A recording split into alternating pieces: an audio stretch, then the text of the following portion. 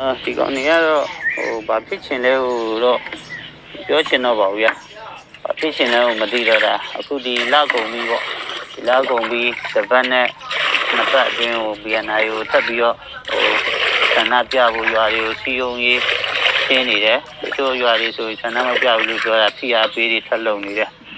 ဒီဆန္ဒပြတဲ့ဗီဒီယိုဖိုင်ကထပ်ပြီးတော့တက်လာအောင်မှာပေါ့နော်ပြီးတော့သူတို့ရဲ့ lobby